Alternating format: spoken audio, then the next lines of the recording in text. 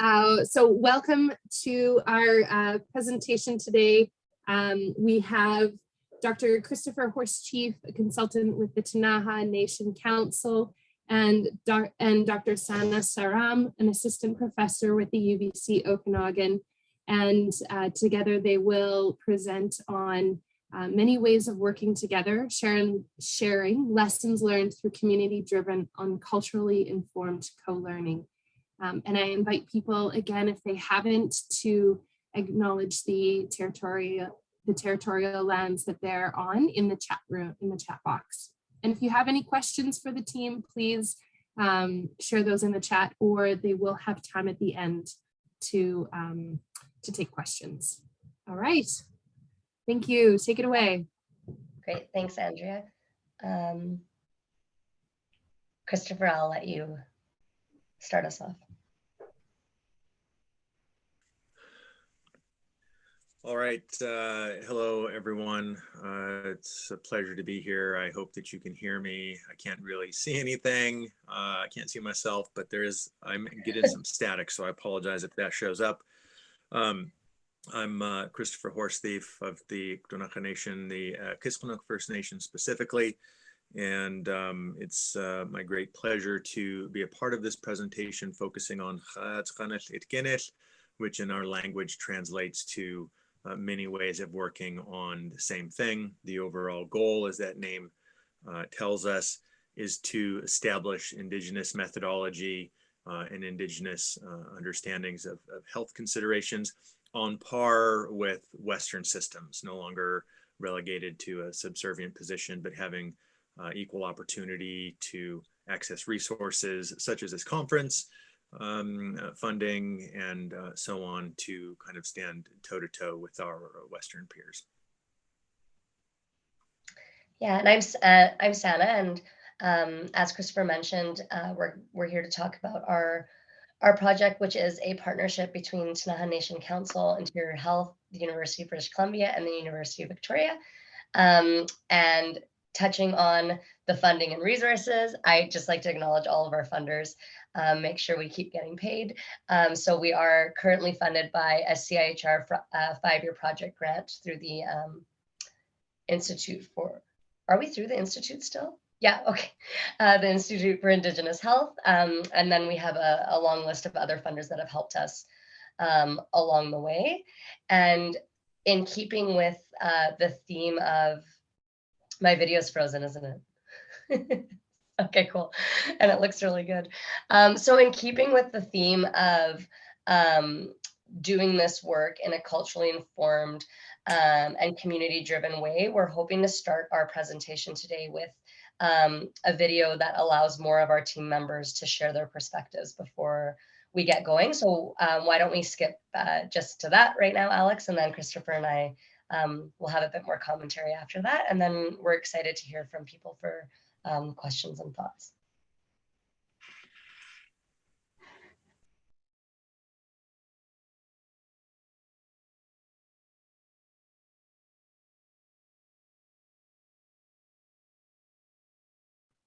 Sorry to interrupt, but did anyone hear that?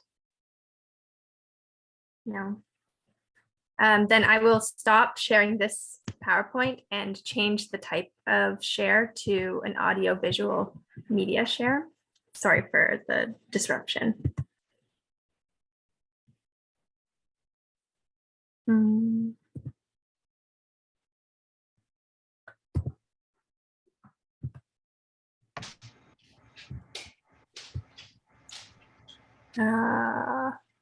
Again, you'll have to bear with me. This is not my strength.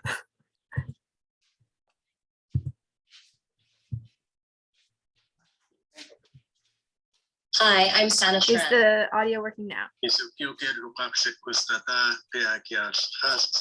name is Christopher Horsethief, and I apologize that the closed captioning system is not going to capture our language very well. Hi, everyone. I'm Bernie.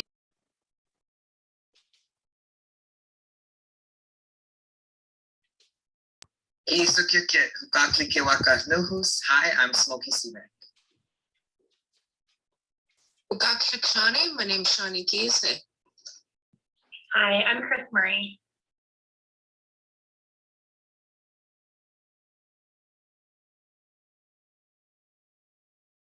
Hi, I'm Jen Driscoll.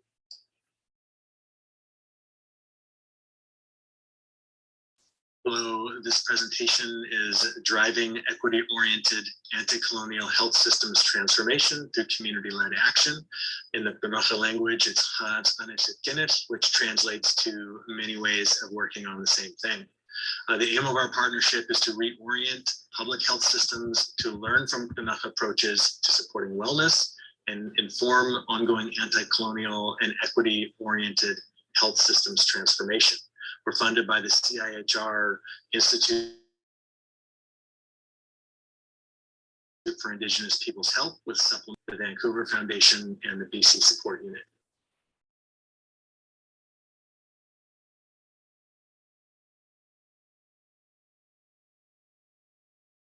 Our research is community-driven and follows the direction of the xaÐ�qanaṭ advisory group, which is pictured here on this slide, and it improves the discussion with our research partners between the Ktunaxa Nation Council, Interior Health, and the University of British Columbia and University of Victoria.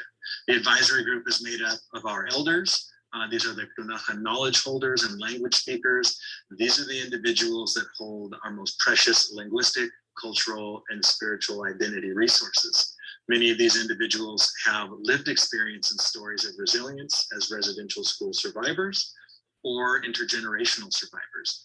Additionally, they bring extensive expertise and experience in scholarship, research, economics, business leadership, and governance.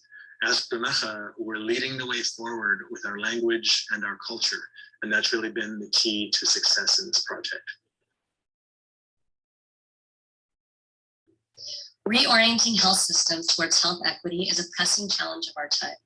The convergence of the COVID-19 pandemic, drug poisoning emergency, and global anti-racism movements have highlighted the need for deep structural shifts in health systems to dismantle the root causes of health inequities while recognizing the complexity and interrelatedness of these systems.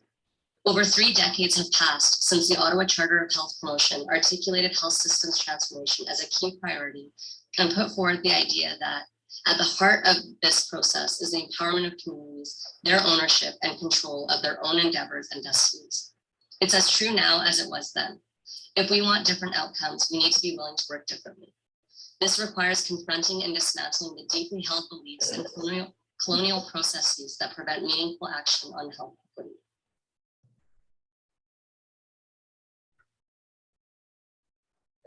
Our project is leading to incremental systems change through a relational approach that involves disrupting the institutional structures and policies, power dynamics, and relationships, as well as taken for granted norms and discourses, sustaining the status quo in health systems.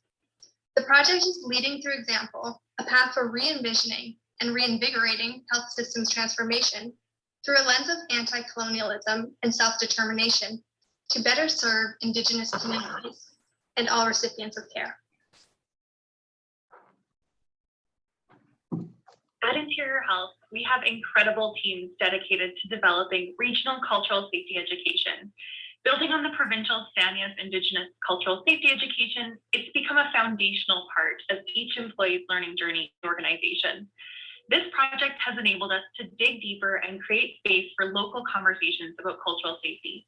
It's important to know the distinct Indigenous peoples, communities, governments, and organizations in each corner of the interior region, and then learn how we can plan collectively to create a shared safe space for health and wellness. We've moved from learning about pan-Indigenous culture to rooting local work in Ktunaxa peoples, culture, traditions, and models of wellness.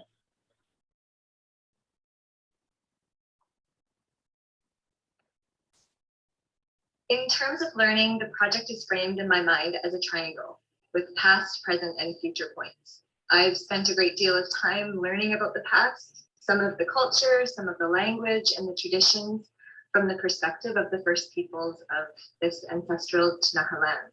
This, I imagine, will be lifelong learning. Presently, I'm co-learning about how colonialism continues to impact the health and well-being of the Ktunaxa people, as well as how colonialism has influenced my own values and way of being. This learning has sparked a change and a curiosity in me about how I think, speak, and practice in my personal life and my professional role with the health authority. I'm excited when I think about the future and the opportunity to help integrate the findings from this research project into the local healthcare system with Ktunaxa leadership at the helm.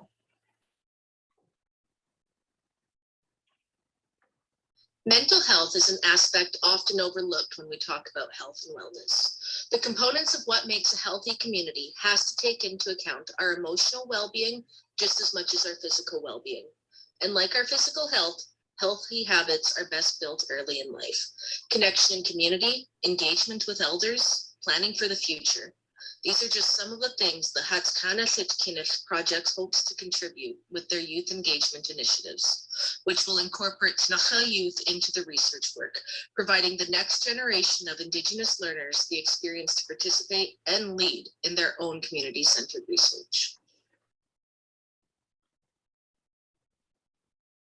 Quite a few years ago, my grandma passed. I remember telling someone that I didn't know any other Ktunaxa elders. I'm fourth generation to be removed from my biological family due to the colonization of Ktunaxa people. Through this project, ʔitkiniṭ, I was gifted to be in a room with nearly 20 Ktunaxa elders and language speakers. We went around and each of them welcomed me home. As a two-spirit adoptee, I cannot begin to describe what that day gave me. A sense of belonging, a sense of connection, a knowing that Hunini Ktunaxa, I am Ktunaxa and I am home. xaZ�qanaṭ.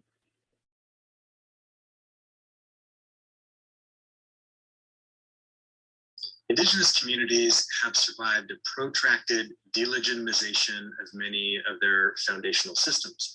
This includes things like the imposition of preferential indexing of Western economic systems over Indigenous resource management, the subjugation of Indigenous ethical behavior and leadership by Western legal and governance systems, and the continual establishment of non-Indigenous ways of knowing as superior to Indigenous ways. The experience is no different for our Ktunaxa people. What is different is our protracted history of capacity development, nation rebuilding, and indigenization programs. These programs and services administered by the Ktunaxa Nation Council serve to develop our human capital in a way that's compatible with our traditional practices, with the end goal of re-legitimizing our Indigenous systems. This includes research, scientific discourse, and meaningful conversations to health policy.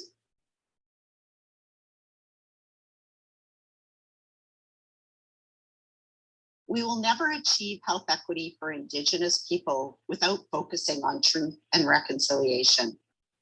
At the heart of health equity is the importance of centering and listening to communities who've been harmed by colonization, ensuring that all action is led by Indigenous people.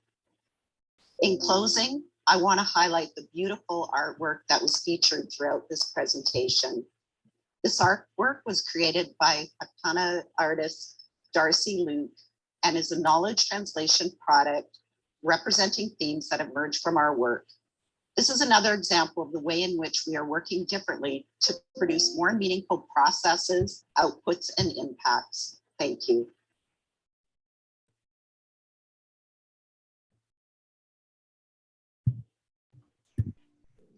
Thanks so much. And as Alex switches us back to the other slides, I'll just thank everybody who is in that video. And I'm so grateful that we had the opportunity to have a longer talk so that we could include those voices, because one of the big structural challenges with a team like ours is that we end up having to sort of advisory group, which is pictured here. Christopher. We end up having to shear off some of the context that actually makes this project so rich. And although Christopher and I are often center stage for this work, it really is a community-driven project with many, many people at the helm of making this work. So I'm grateful that we had a chance to share that. And then as Alex brings up the other slides, you'll see that we will be repurposing the knowledge translation product images again so that you can have a closer look at them. Oh, no. Sorry, everyone. Every time I try to go to the slide where it starts, it really insists on showing this video. I am sorry. Oh, I thought you were saying no, that we weren't going to have the art, but we are going to have the art. Okay, wonderful. And so just building off of the background that was just provided with the project, Christopher and I were just going to talk a little bit more about the promising practices and guiding principles that we as a team and with leadership from the community have identified as we've been working together. We would like to remind everybody that meaningful relationships are necessarily brokered between the involved parties and with ongoing commitments to making good relations. There are no shortcuts. But what we're offering today is an invitation for some initial reflection before teams pursue anti-colonial and equity-oriented research and engagement activities with Indigenous nations. So these are just a starting point. And they're just an invitation for the types of things you might begin to think about before embarking on your own relationship with other communities. So they're definitely not an end point. They are just a starting point of some of the things we thought were really important and relevant to thinking differently about the ways that we actually do research rather than necessarily talking about the research topic, which is where we often speak about. That was a bad sentence. Carry on, Alex. Next slide.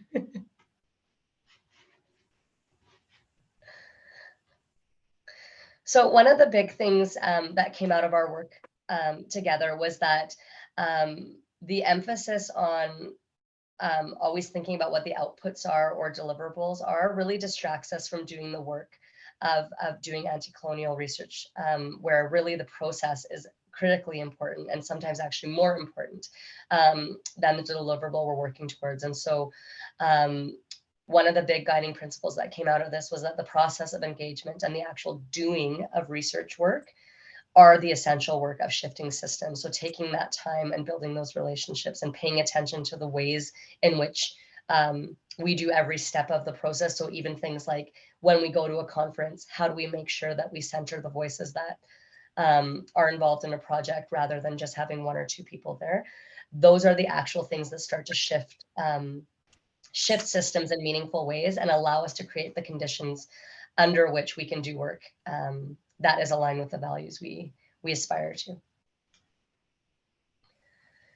Another guiding principle that came out of this work was, and I think Christopher, I think you coined this, but I'm not sure, the saying of connection before correction. And so this really speaks to the incredible importance of investing in relationship with community before you do research projects. And so that comes down to really practical considerations around appropriate resources. How do you compensate people's time? How do you make sure that there is space and time to have the conversations that are needed? We have pictures here of sharing meals, bringing in food, sourcing those resources from within the community and from the vendors that the community prefers. Are all really important ways of showing that you are committed to having a relationship beyond sort of whatever it is researchers come in with their flyby ideas to sort of extract and move on. Really slowing that process down and making sure that before you're trying to solve a problem together, you actually have a relationship that's built as a foundation so that you can move forward to solve a problem together. The other principle that we talked a lot about was a commitment to a spirit of co-learning and co-creation and reciprocity. So taking the time to make sure that we have mutual goals and that our goals actually benefit everybody and that they're not solely sort of designed around my pursuit of tenure, for example, or publications, but that they are designed around what is meaningful and useful to the community, as well as Interior Health are our partners as well. So making sure that it's meaningful and useful to the people who are hopefully going to use those knowledge products. And so these guiding principles are one of those pieces that we heard from our Interior Health partners that would be useful, is creating these guiding principles for how to engage in a more meaningful way. And really thinking about how do you include meaningful dialogue with a myriad of voices from Indigenous communities relevant to the project at every stage of the project. So not just when we're doing data collection, not just when we're doing dissemination, but even how do we decide what questions to ask who's asking the questions, who's included, and what ways are we distributing resources so that they're done in a meaningful way. And for this project, that's looked like creating proper trainee opportunities and scholarship opportunities for members of the community. And as we heard Shani allude to, we're really excited about the next stage of this project, where we're going to have the opportunity to host some youth internships as we go through. And for example, using local artists, we had 3 artist contracts that came out of the first project, where knowledge translation products were created by Ktunaxa artists. So we have these digital art pieces, and we also have a sculptural art piece that's going to be, I believe, hosted in the Nation Council, and we have a mural coming out of this as well. So these are things that are going to live on in the community far beyond this project, although I imagine that we will be doing this work together, hopefully for the next 25 years, if I have my way. And then the next piece of the guiding principles is expertise, and I'll hand it over to Christopher to take it from here.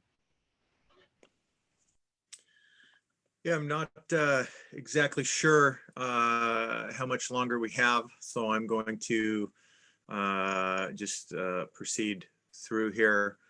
One of the things that was most important when we started this project was to make sure that the expertise piece was addressed, and not by a mandate from an external Western institution. But from the very beginning, we talked about the rightful place of our community members in a process that we generally refer to as a re-legitimization of Indigenous knowledge systems. For 100 years, there have been a number of large systemic processes, including the residential schools, as well as the Indian child welfare mechanism, that has worked to disempower or delegitimize Indigenous knowledge. So from the very beginning, the focus was on re-legitimizing those systems. Any system that we continue to work on that relegates our community members or our experts as passive subjects are unacceptable. Our elders, our knowledgeable folks, our community members are empowered participants. We are never passive subjects anymore. And also dedicated to the idea that Indigenous science is built on millennia-old knowledge systems, and they are valid and rigorous. Our goal is to learn from Indigenous experts to make sure that we ground our activities in locally specific and culturally informed protocols. I'm going to bullet points here and there just so I can make sure that I get through my slides. If we could go to the shared benefits slide. A few of the important ideas about our benefits: the general idea that the research has to matter for both Western and Indigenous partners. We just don't have a use for 3-ring binder reports that sit on our shelves because they don't represent us or they don't speak to the things that are important to us. So we tend to look at research projects as long-term investments that should aim to contribute to meaningful change for community members and future generations. It doesn't matter what's happening right now. If it's not useful moving forward, then we need to make some changes. Funding should invest in and support efforts to revitalize, preserve, and restore Indigenous languages, our traditional knowledge systems, and knowledge sharing processes in meaningful ways for our communities, as well as interchanging that information with our research partners. Additionally, we argue that funding should always invest in and support Indigenous scholars and researchers. That's really important. Most projects that we've worked on to this point, 80–90% of the budget goes to non-Indigenous interests. Everyone pays the nice travel budgets and does the kinds of things that researchers pride themselves on. But when they come to our community, there's very little money for honoraria. Indigenous participants are not compensated on the same scale, and you can't show up to our communities anymore and offer people braids of sweetgrass, which are not something that we use in our community, or offer coffee mugs with your institution's logo. We have hundreds, if not thousands of those. They're just not that useful to us. If we go to the next slide, please. Before we ever start with those ideas, I think it's important to understand that cultural knowledge and ownership of knowledge is an integral part of our Indigenous collective identity, cultural preservation, self-determination, and whatnot. It should not be exploited or co-opted under any circumstances. Research needs to be reviewed and authorized by Indigenous Nations Research Ethics Boards. My community has a research ethics committee that works closely with our elders. You can see us discussing potential research in this picture here, working with members of our community that work for the public school district, as well as industry representatives.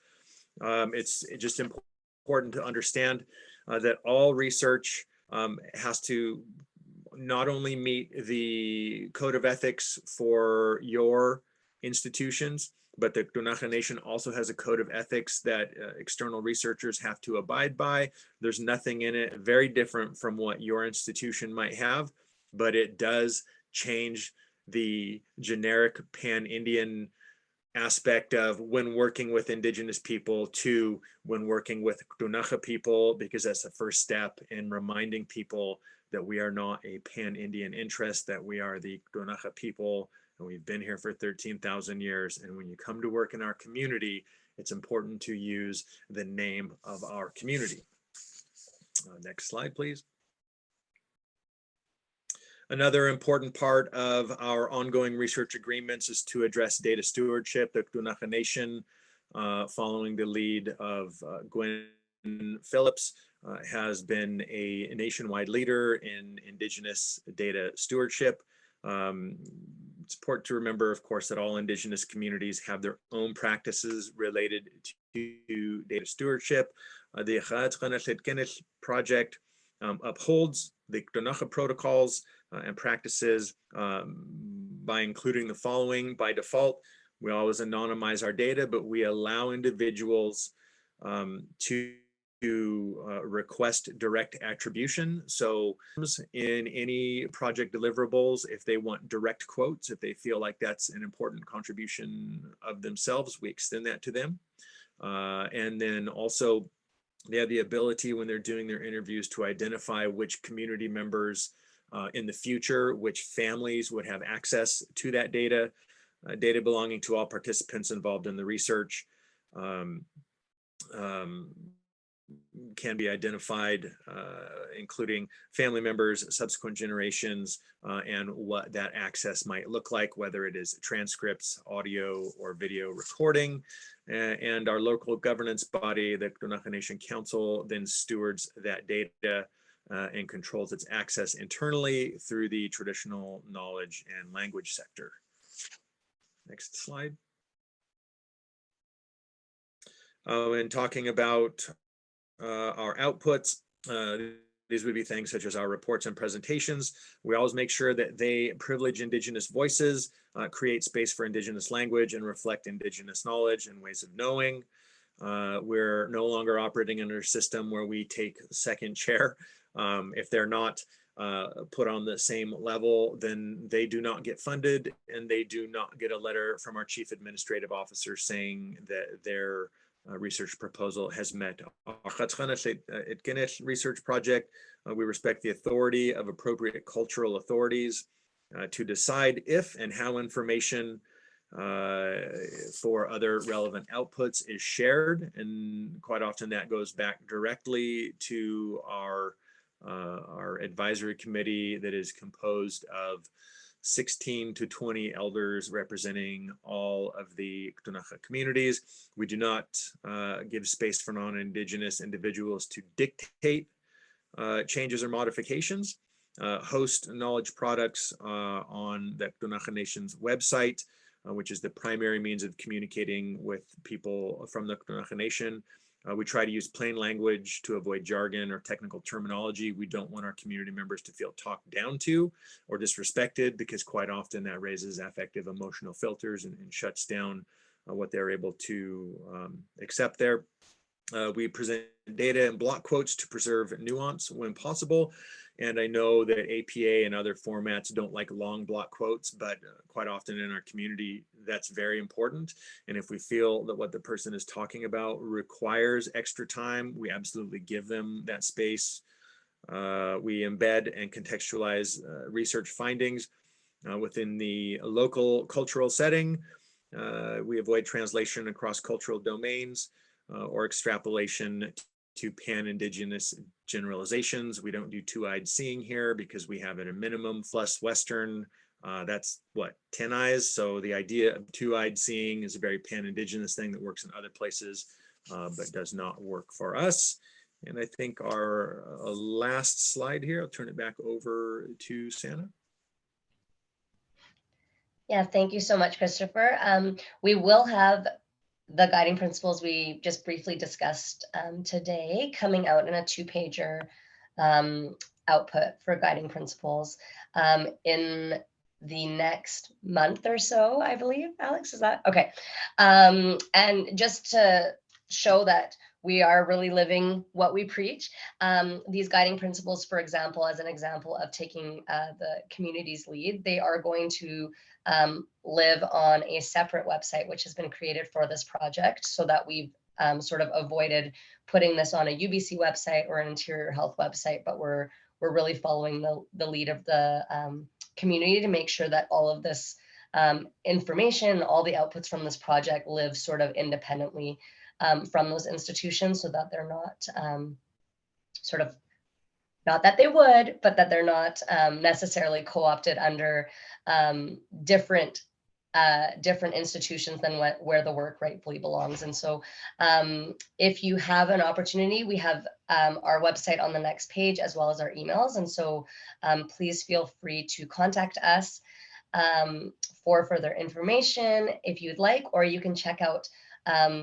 our website, which is just being filled out right now, and we're trying to sort of populate that with our information as we go along. So that'll be your best bet for checking out updates as we go on the next 5-year journey for this project. Thank you very much for having us. I think we have some time for questions, if I understand correctly. Thank you. Thank you very much, xaNA and Christopher. That was a great presentation. We have 2 minutes for questions, and then we'll move on to the next presentation. And as xaNA put up on the slides there, their email addresses and webpage. And this was also being recorded, so you'll be able to access the presentation at a later date, which we'll send out with a package. So are there questions?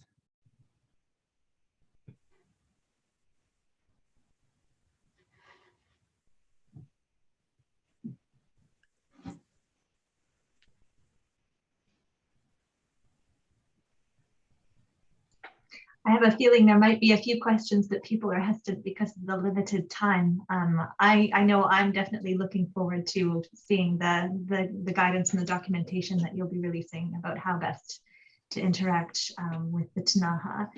And yeah, I really thank you for your presentation. And I thank you for having both your presentation and the pre-recorded presentation. I think that it was really nice to see everyone who was involved in the project. Thanks so much for having us, Holly. And Andrea. No problem. Thank you.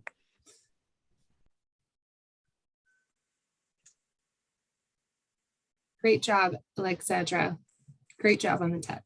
Thank you. Okay,